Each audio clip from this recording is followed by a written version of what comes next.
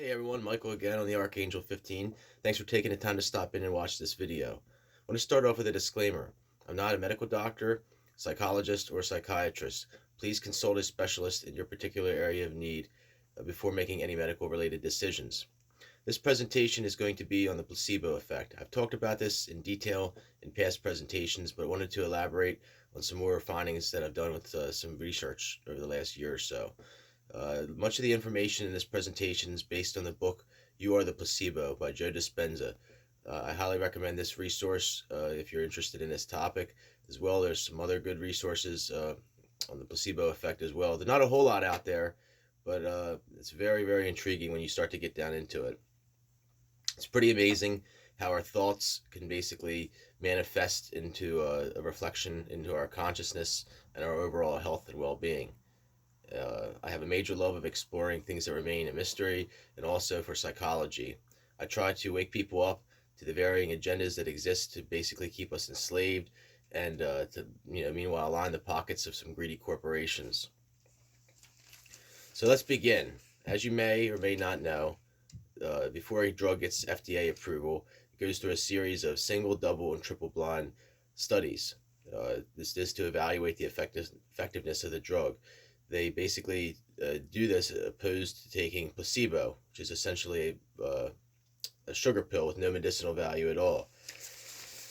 Alarmingly, 30 to 70% of the time, the placebo trials yield the same results as the clinical trial of the trademark drug. This is not an opinion, but actual fact. Sometimes it's even higher than 70%. When you really stop and think about how that's possible, it really kind of baffles the mind. I mean, 30 to 40, 50% of the time, it's half the time in many cases. This being said, I'm going to ascertain and suggest 4 plausible scenarios as to why this reoccurring phenomenon is so relevant and impactful. Number 1, it is a psychosomatic response of our brain tricking our bodies into feeling what we want to be the ultimate outcome. A classic figurative example that I like to use is in the movie Castaway, when Tom Hanks makes his imaginary friend Wilson that gives him hope and companionship on the desolate, isolated island, where he eventually escapes from. There's the scene where he loses him, he goes in the water, and he's like he's traumatized, and it's a pretty impactful aspect of the movie. Number 2, it is a biochemical response caused by a release of neurotransmitters and endorphins, and in some cases a hormonal response. Basically, your brain printing its own medicine. Number 3, there's a spiritual element of unseen forces that can't be explained in modern medical science. This is where we get the understanding of miracles and faith-based healing.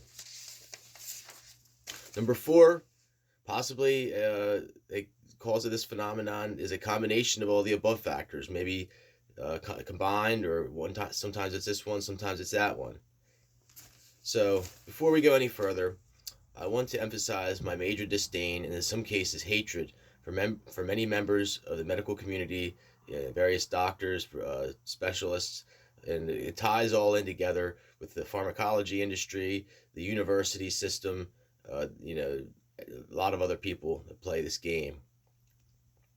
To understand the biotech and medical community, you have to understand that it's a multi-trillion-dollar a year global enterprise, and they make money off of you being sick, not everybody being happy and healthy. If nobody was sick, then they wouldn't have it. They would be out of business.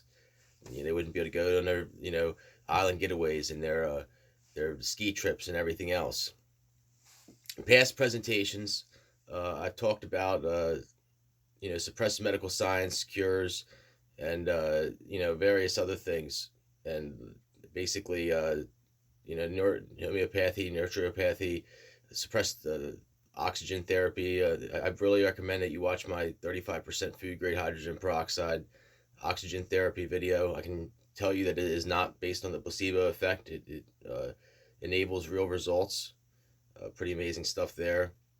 A lot of the other stuff I get into, like Eastern medicine, acupuncture, it's not covered by most insurance plans, and it's really only accessible to those who have deep pockets or those who have an open mind to try alternative therapies. which for the average person, they're busy just working every day, and they don't really have time to do their own research and so forth. And there's not really a lot of people that practice some of this stuff. I hate to use brash adjectives to reference the doctors, but it is widely known, that there's, like I said, a connection between the biotech pharmacology industry and, the gifts that they give the doctors, money, vacations, trade shows. You go into an office, there's like it's sometimes a TV that's streaming constant commercials. They have pens, tablets, magazines, everything. It's all right there in front of you. And, they even give, free trials, this and that. They'll give you. I've surmised that at some point in time, before a doctor graduates from med school, that one of their professors has a talk with them. You are now esteemed members of society. You will decide who lives and who dies. You are progenitors of the human race, or something like this, like really like a kind of like an ego trip pep talk. I used to kind of group doctors and lawyers together, but like in my opinion, doctors make lawyers almost look like they're legitimate, pretty much. You need to understand also that one of two things had to happen for basically you to become a doctor. Number one, either your daddy paid a lot of money for you to go to med school, and you're going to basically listen to him and his country club friends and conform to what they tell you to do. It's like I said, you're born into a system. Number two, you're several $100,000 in student loan debt, and when you get out of school, you're going to walk a very, very stringent line. And once again, you're going to conform to the system that's put in place for you. And if you don't, you're going to default on hundreds of $1,000s of student loans, and you're going to have an ensuing living hell in front of you. Unfortunately, the few good rogue doctors out there that actually do practice alternative therapy and various homeopathy and alternative cures, so forth, a lot of them are ostracized from the medical community. They're sadly just discredited, disassociated altogether, and some cases possibly actually even killed. There's absolutely no emphasis in the medical community on the body's regenerative abilities. As you know, my favorite book, changed my life, is The Body Electric by Dr. Robert Becker and Gary Selden. Gets into the electrical nature of the body, which I'm going to get kind of corollary into here in a little bit. But oftentimes, the poison that is prescribed by the doctors causes more subsequent medical conditions that will arise later. And once again, you're going to need more and more pills to keep going. Just about every ailment that is out there has a holistic alternative or natural cure that you can do without a doctor or a pharmacy. I believe that possibly 20% or less of the actual pharma business is legitimate. I think a lot of it is essentially pumped up on this placebo effect and poison. This also gets into mental health and the overprescription of SSRIs and other antidepressants that block your brain's God-given natural chemistry. It basically makes you easily controllable and a zombie. In many cases, this stuff causes people to have higher rates of suicide. An alarming red flag here was a whistleblower named Irving Kirsch. This book, You Are the Placebo, spoke about this. This gentleman named Irving Kirsch, through the Freedom of Information Act, he obtained the FDA trial results for Prozac, Effexor, Sarazone, and Paxil, which are very commonly prescribed antidepressants. And he found that actual 81% of the time, they tested the same as placebo in people who were not severely depressed. 81% of the time. When you consider that, it's baffling. If you take any of this various poison, I highly recommend that you look at the ingredients list, not just antidepressants or whatever, any pills whatsoever. I've also said this with vaccines too, but we're going to stay with just the pharmacology stuff right now.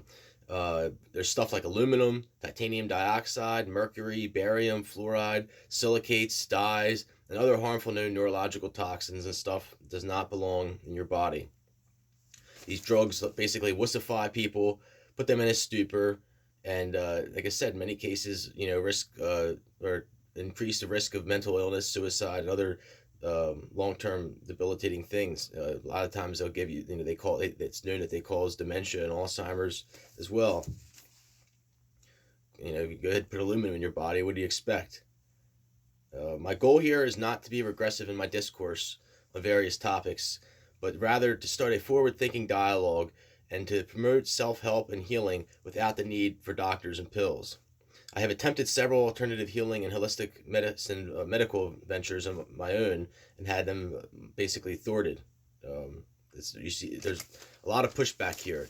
The only places I really see more pushback in this is possibly the oil industry and maybe Wall Street, which again, it's all tied together. So let's get to the heart of the presentation. The first plausible concept I mentioned to explain these resounding results is albeit a psychosomatic influence. Basically, a classic example is the carrot in front of the horse scenario, where the mind influences a response favorable to instigating a positive outcome. This also delves into the concepts of metaphysics and Dianetics, eventually the esoteric dichotomy between the body and the mind. Interestingly enough, this also can be explained by, like I was saying, electrical nature of the origins of just about all living life. Our ability to heal is possibly caused by our neurological impulses sending electrical nerve impulses to our damaged area. So, like when I'm moving my hand here, something had to fire in my head and send, a signal to my hand to move. And, if, like, say my hands hurt or my arms hurt, just thinking about it is sending electrical charge essentially to this area. And maybe, that's explained as well. There's a scientific testing that's been done with EEG machines, also other devices as well.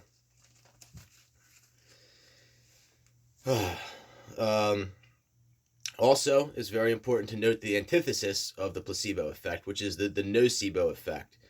Again, this stuff is just so very, very intriguing. The nocebo effect is basically when someone or a patient experiences harmful effects as a result of a negative anticipation of results. A classic example is when somebody is told they are going to only live a short amount of time and they die or deteriorate very rapidly. There are actually studies. This is, like I said, so interesting. So there are studies where people were told that they had cancer, misdiagnosed, and given the wrong results, and they died within like a couple weeks or even a month, just because their psychological state and their body just deteriorated as a result from this information. I truly believe that this is what killed Joe Paterno, the legendary Penn State football coach. Within like a year or two after he was fired, terminated, he just withered away. He lost his existence. It was very sad. There's another term for this concept called nausea before the needle. Some people, they're getting ready to get a needle, and they basically pass out or get ill, nauseous feeling because they know that the needle's coming. Another interesting study: there were 16 Japanese kids that I guess they had said that they didn't like, or they were allergic to poison ivy. They were shown a leaf, two leaves. One leaf was poison ivy, and they said that it wasn't, and one leaf was the opposite. They were rubbed with the leaf that wasn't poison ivy, and that they said it was, and they actually started breaking out from that. And when they were rubbed with the actual poison that they were lied to about, they didn't break out at all. So it's like I said, it's like kind of like into this psychosomatic aspect as well. There's also amazing stories of people that were placebo healed cancer. Depression, anxiety, extreme pain, even people who had terrible x-rays and MRI images that were like, you couldn't even, it's not even arguable. I mean, they had undeniable conditions, and they took placebo, and they actually experienced full recoveries. And I'm not talking one or two people, I'm talking thousands and thousands of people in these studies. Another interesting concept to this is like prisoners. There's prisoner stories where the same concept, where they essentially create an artificial reality to get through the tough times. Where people, they had to go through great suffering, and sometimes they would play a mental chess game with themselves every day to get through it. Sometimes they would put a picture or a flag, kind of like the whole Wilson thing, and look at it in like a certain place, and it creates a emotional response and just keeps you going. Many who have an interest in psychology know about the legendary studies with Pavlov's dog, or Pavlov's dogs, where this Russian psychologist, researcher, did these experiments where he had men with white lab coats enter a room, and they would ring bells and then basically feed dogs, and then like after a while, the dogs at the sound of the bells would just start salivating because they had a response where they knew that the food was coming. This kind of gets into neural adaptation and sensory adaptation as well. So this is something that I postulated. Haven't found it. This is like a unique, original idea of my own, and I've basically put this together several years ago, and was going to do a presentation on this by itself in the solfeggio scale, conspiracy list that I'm into. But I'm glad I actually saved it for this. So when you get to understand Freudian psychoanalytics, you basically understand that the recognition of childhood events have a major influence over the mental functioning of adults. Maybe this is like subconsciously, maybe we know, like we don't know, that the things that would basically influence us when we were younger are the reason that we act a certain way when we're older. So when you ask yourself, what is the first toy that we're given when we're younger? Pretty much undeniably. And we're given baby rattles. I have several of them.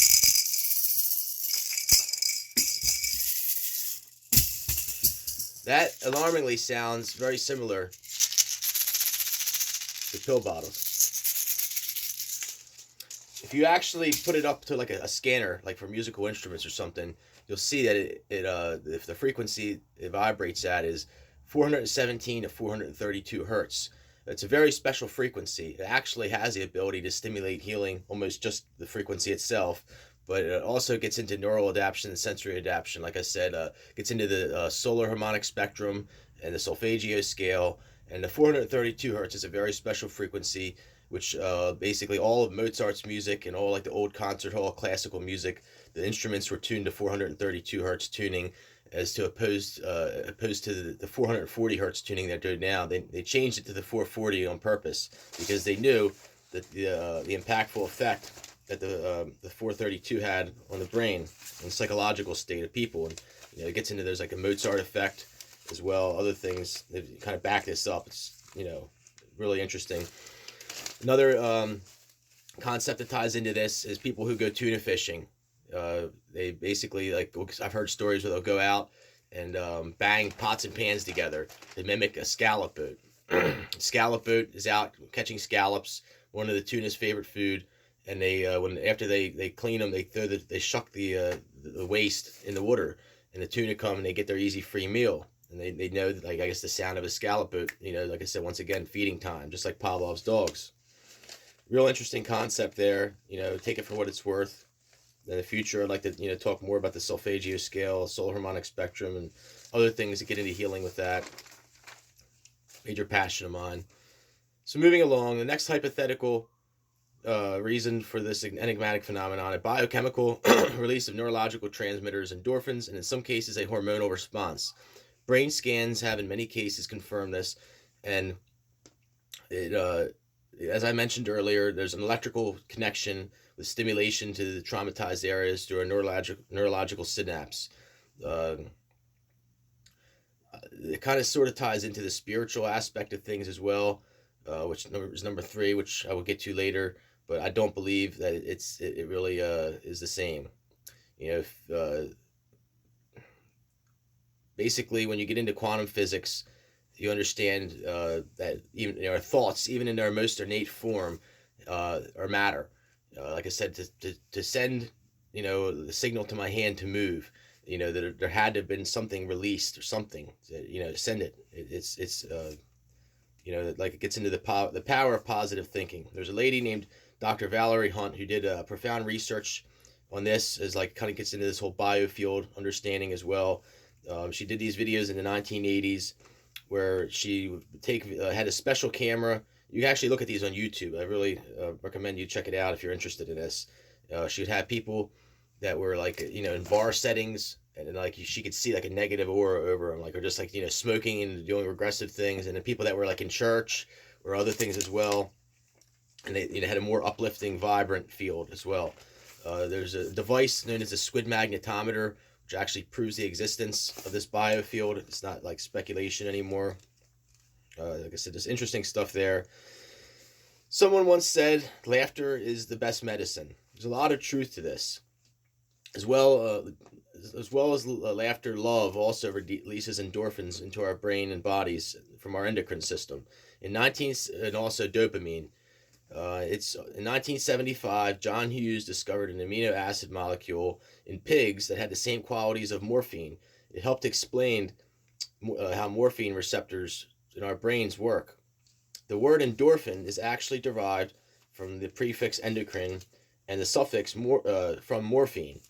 Morphine was invented in the 1800s, and endorphins were discovered in the 1970s. So it's kind of interesting there. This basically supports the theory of our brain printing its own medicine. It also explains why opioids are so very addicting.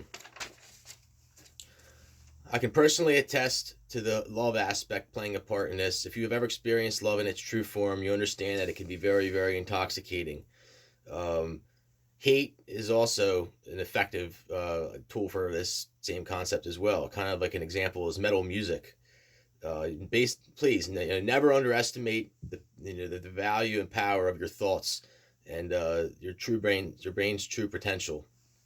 One little trick I've used to back test this is to make a list of I call it a laugh list, the most funny, hysterical things that you ever laughed about in your entire life, like when you're in high school with your friends or something, and you just like something at the time was just so hysterical you couldn't stop laughing. Maybe they make 10, 20 things on this list, and whenever you're down or depressed or need an uplift, read this list and you'll find yourself chuckling to yourself, and it's really intriguing. There's other things, psychological aspects that play into this whole concept as well. I read a book, The Upside of Stress, and it gets into other things about like being in nature. Very, very big thing there. A lot of healing power there. Just being around people in general, not just our friends, but even just people. Animals, another thing as well. Doing things we like to do, hobbies, and also helping others is a very, very big one. It's the book talks about like how they basically train elite athletes and firemen and Navy SEALs, etc.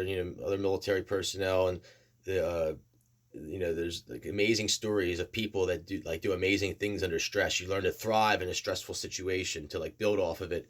There's a story of a girl that lifted a 3,000-pound tractor off of her father. It fell on, it's just insane. Okay, so there's an age study as well.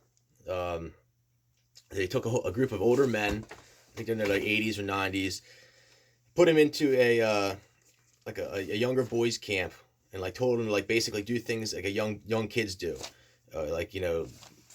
hiking, biking, whatever. And like after a month or two of doing this, they did like I guess questions on the studies on each one of them, and every one of them felt younger. And this has a great deal to do with our longevity and living happier, healthier lives. Just acting young and doing not letting yourself get older in a psychological state. I can't emphasize this enough. Society wants us to be part of this system.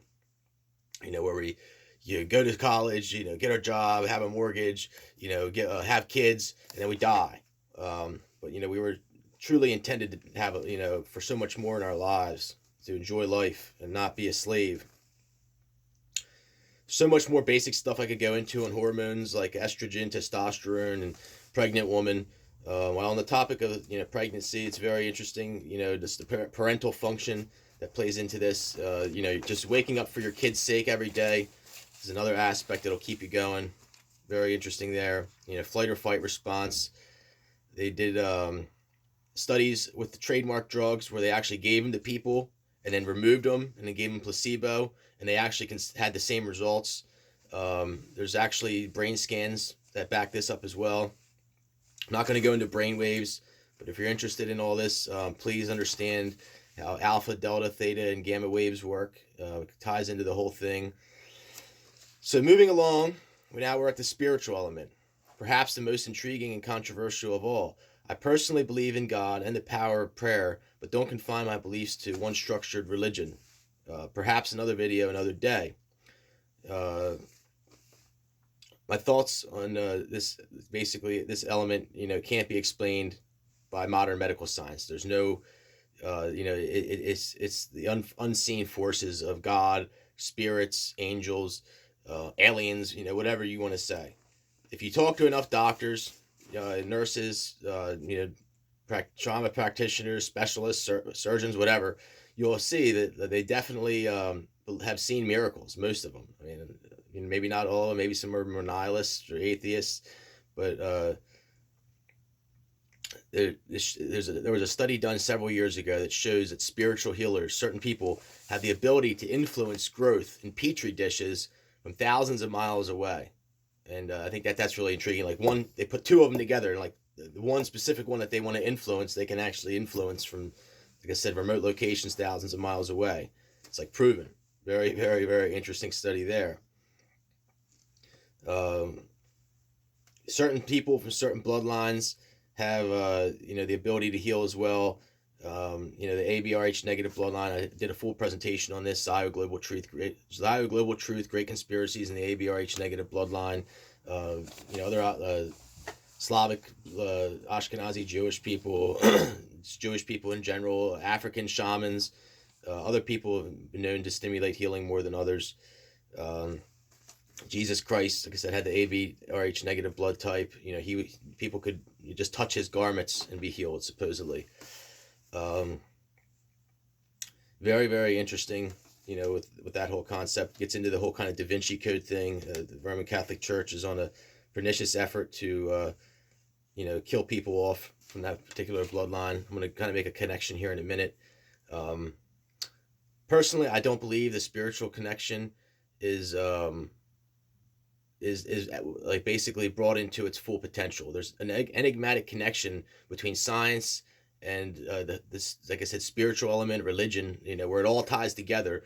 And for whatever reason, modern religion fails to acknowledge this. There's a passage. Actually, hold on, let me get to this in a minute. So another great example of this is with snake healers. There's an homage to a biblical passage in Mark 16. They shall take up serpents, and if they drink or eat any deadly thing, it shall not hurt them. Some secular Christian churches or fellowships in West Virginia still practice this today. Some preachers will actually drink a glass of strychnine after they take up serpents to show that it won't hurt them. On a side note, Mark 16:9 is like one of the most intriguing verses, also in Mark 16, which says, "Now in the morning, Jesus was risen earlier. The first day of the week, he appeared first to Mary Magdalene, out of whom he had cast 7 devils." Ironically, this verse was removed from the Bible and in the Vatican. In the Vatican, the Bibles, they go straight from Mark 16:8 to 16:10, from what I've read. I mean, I can't confirm this. I've never been there, but it's the only verse in the whole entire Bible where there's a connection, and Jesus and Mary Magdalene are mentioned in the same context. Feel free to elaborate on this in your comments section. Creates a good conversation piece. Again, ties into the whole Da Vinci Code thing. The Roman Catholic Church being on this effort to diminish the truth about a lot of religious stuff. In the comments, like I said, please give me your opinion on any of this stuff for that matter. The serpent healing, I personally believe in it. I think that it's very interesting. Later on, I will show you my snake. There's a deeper connection to the serpents and the Caldasis, the internationally recognized medical symbol where the snakes that bind. You know what I'm talking about? Sometimes you see it's just one snake around a scepter. Sometimes it's 2 snakes. It has an esoteric meaning of origin. It's very debated as to the true meaning. It goes back like many, many thousands of years, I believe. Again, it's like an ancient symbol. It's like alien-like. Some books about aliens actually mention it.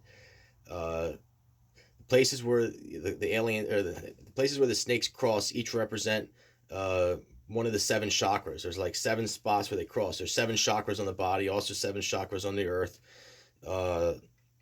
They also form the number 8, which is the universal symbol for infinity, regeneration, or the new day. Number 8 is also the atomic number of oxygen, which if you watch my presentation on oxygen therapy, you'll kind of see where the connection I'm going to with all that. It gets into eighth year as well. Many people also practice the spiritual element, practice yoga and meditation with amazing results. I've actually done Om meditation, had great results with it. Also with Reiki, I'm a practitioner and believe in that. In conclusion, there's definitely something very mystical about this divine phenomenon. We are all intellectually adept enough to understand that there are many keys to psychological and physical health and well-being, such as a good diet, exercise, our environment. I postulate that there's 3/3 to our overall health and well-being. First is our genetic DNA structure, probably the most important, because to start with a good foundation is essential. Number 2 is our environment, everything around us, what we eat, everything. From a pathology perspective, you eliminate the toxins, you'll eliminate a lot of the problems. The third is the God factor. Why do some people that smoke and drink, live into their hundreds, while people that never did die when they're 20 or 30? Conclusively, is a combination of factors that is responsible for this amazing placebo phenomenon.